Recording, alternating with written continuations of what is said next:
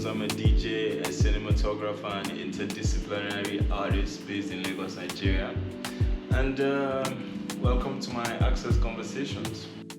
I would say that DJing first entered my life in 2018, back then when I was still working in the digital department at Cool FM and also co-hosting the show Party Club Mix and Section 808 with AJ Sinclair. What up, Las Giddy Giddy? It's Afrobeats Future, Rema, and you're listening to Laboomz on Cool FM. Keep it locked, one time. It all started with the fact that I had access to all of the equipment I needed and a lot of people who I could ask questions, you know. There was a lot of DJs because there was like 3 different radio stations all compacted in one space. So I remember my head of programs at the time, Tyron, he gifted me a small controller, Numark Track Pro 3, and I started practicing with it till all the way to 2021 when I decided to resign and pursue other dreams, I guess. And at that point, I think because of the proximity or not having access to it, to the equipment I had access to, as per usual, I kind of drifted away from it because also I kind of felt like I was playing a lot of electronic stuff that people were not resonating with at that time. So yeah, I took a pause and I focused on other things, most specifically skateboarding, because I went over and started working with WAV as a project manager. And yeah, it never came back into play, I guess, until this year, finally, when I felt like I've had the opportunity also to show a couple of people their way around the board, a controller, and I see how things were taking off, especially in the electronic scene here in Lagos. I was like, why not, you know? And then I picked up another controller from my friend AK, and 1 or 2 months of practice, it was like I never left. And ever since, it's just been a grind, man. We've been on it, heavily pushing it, and yeah, definitely, that's my DJing story.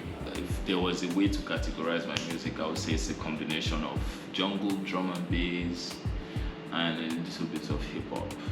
There's this old school hip hop, but then there's like a mix of the new opium type stuff. I tried to make the sound as modern as possible while still like respecting some of the fundamentals. Be it like obviously with jungle is a type jungle and drum and bass is a type of music that originated from like the I think late to middle 90s up to the early 2000s in the UK, in England. It came from like dub music, Jamaican dub music, and then a mixture of a lot of samples and stuff like that. So predominantly, I think that's something that currently inspires my sound a lot. I think what excites me the most between discovering a record or for myself or actually playing it to other people, I don't want to pick one or the other, because ultimately I need to discover the music before I would feel like, oh, this is the sound I want to share to my audience at a specified show or whatnot. But it definitely has like, they both are, I say I would give it 50-50. Yeah, 50% of the journey is like, I'm excited, I just discovered this artist, I need to play it to my audience at the next set I'm playing at. So yeah, definitely a 50-50 for both. I spend most of my time finding music. A lot of the time I think it comes from people I follow on Instagram, which is quite surprising to me because I come from like discovering music on SoundCloud and discovering music from just random YouTube music video suggestion or whatnot.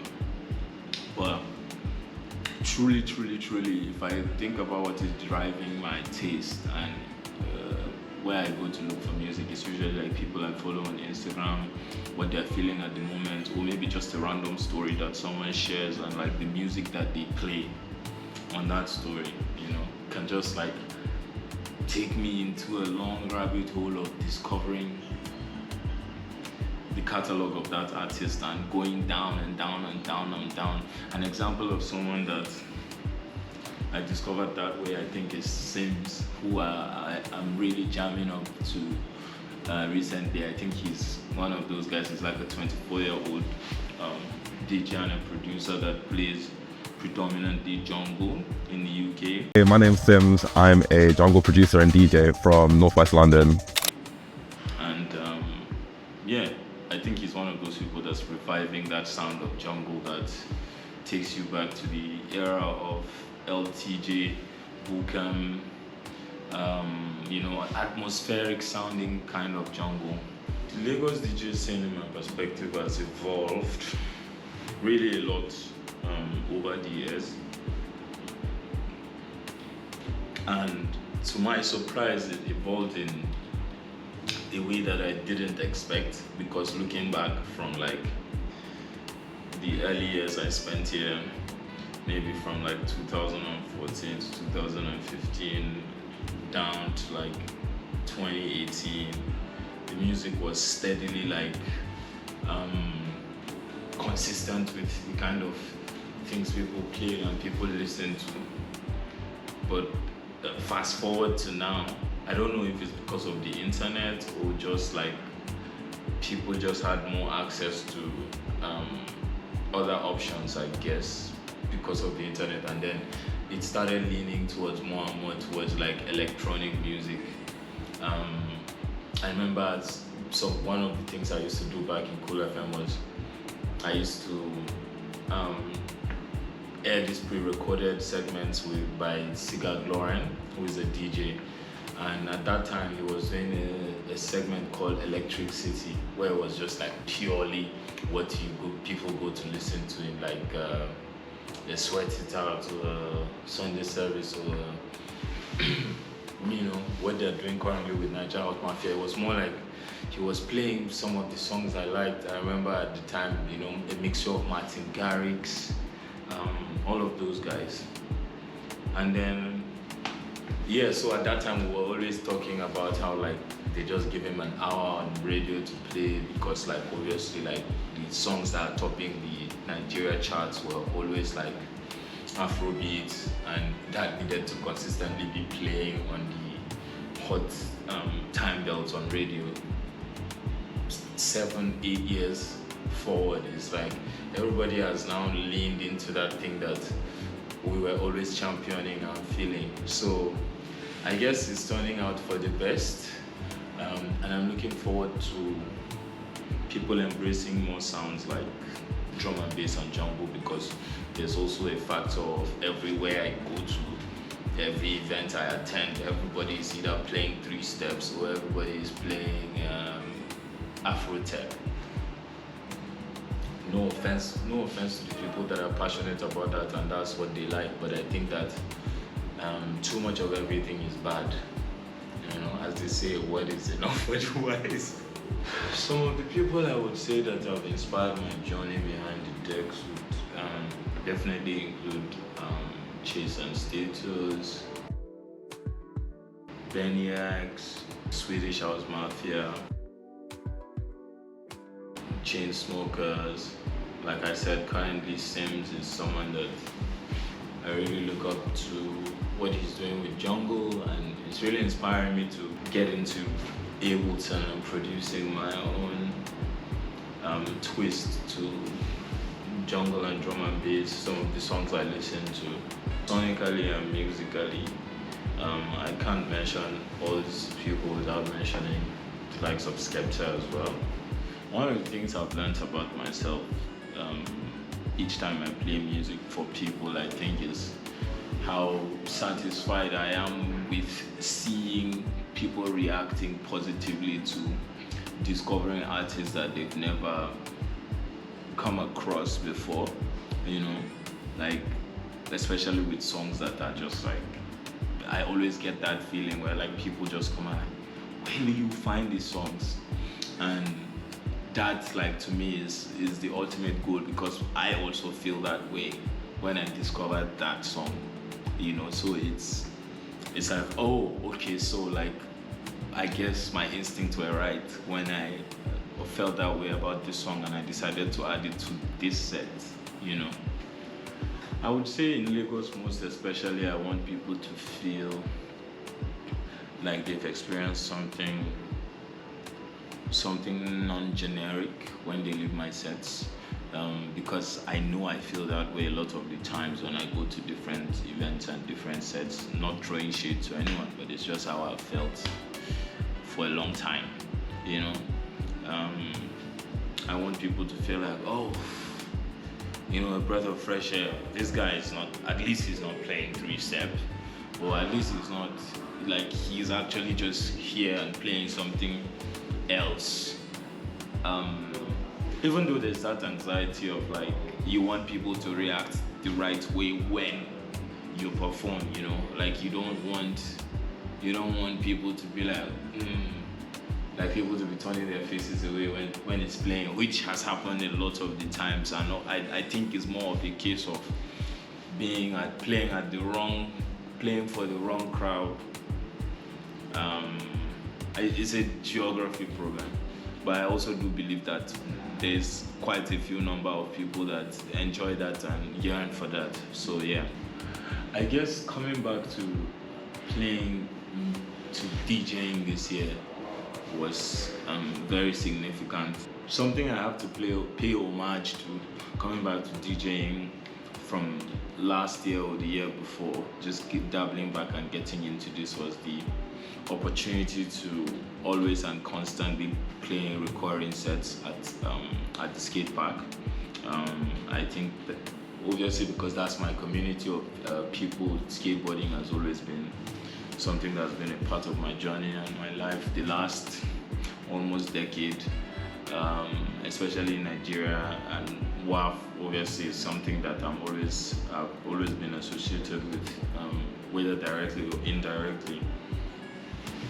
And having that opportunity to already have a testing ground with audience and like introducing the skaters to the high energy, high octane energy of drum and bass, and having that reaction and seeing people's playlist actually change, seeing people that are now like, oh, I like skating when you play because of the pacing of the songs and how it goes with the kind of energy that comes from skateboarding, So yeah, a big shout out to the skate park, the skaters, and WAF for that opportunity for sure. I would say I want to be the kind of DJ that's your favorite DJ's favorite. The kind of DJ that I'm comfortable. I play at all of this underground, secret, like events. There's only like cool people, like selected few. Like playing at Berghain in Germany would be like a dream for me, because I've met a few people like Hikelomo and Unknown Gunman who like have played there, and like they tell me about the experience of it, and I feel like that would be success. Also having the opportunity to probably like have recurring shows on like NTS, Lot Radio, and be able to travel around and just spreading the gospel of the sound. Success for me in this space, truly and honestly, for now I don't have like a definitive picture that I can paint and say that this is success in this space. But however, I do believe that I want to implement and impact certain level and kinds of changes in the type of talent that we give opportunities to, like we put on platforms.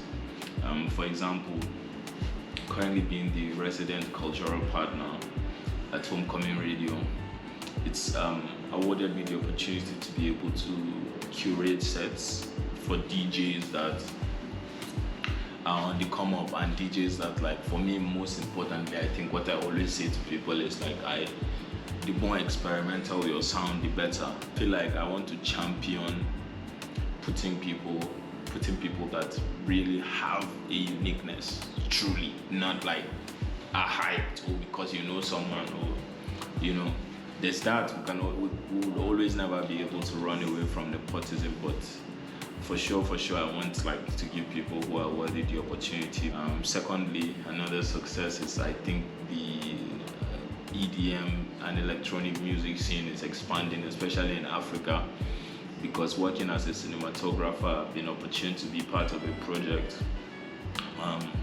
which not out yet, definitely gonna come out at some point down the line. It's called Around the World in 80 Raves with Oroco Radio, where we like document like different scenes in the African context. We've done an episode in Ibadan, in Ghana. Hopefully we expand and we go further. Like, our success would be that I'm recognized for not just the cinematography aspect of things, but also like for people to be like, oh yeah, let's add this guy to our show. Like, let me have that recognition that when I'm in Johannesburg, it's easy for me to transition and go and play at a club for the first time in the night, just because obviously, like, I have clips, I have footage of sets out there that people can be like, oh yeah, sure. 5 years from now, music definitely fits in my life. It's always been, like, I've had opportunities to deviate and probably do something else, but I always felt like this is the place where, like, I feel like I'm not pretending and I'm not trying to impress anyone, and I can be myself fully in that context. So 5 years from now, I think it's definitely a massive part of my life, and I probably would have been more established and probably earning a survivable wage doing it. Because for now, I think I earn a survivable wage mainly from cinematography and a mixed match of all of those things. But yeah, one of the things I think I'm envisioning is how to make the first ever installation that I like juxtapose both the influences of like music, cinematography, skateboarding into one space. I've applied for a residency for that, keeping my fingers crossed that it comes through. But if it does, then I guess a year from now, we'll probably see an installation and an exhibition from Laboomz or Sonic Booms, however you want to put it.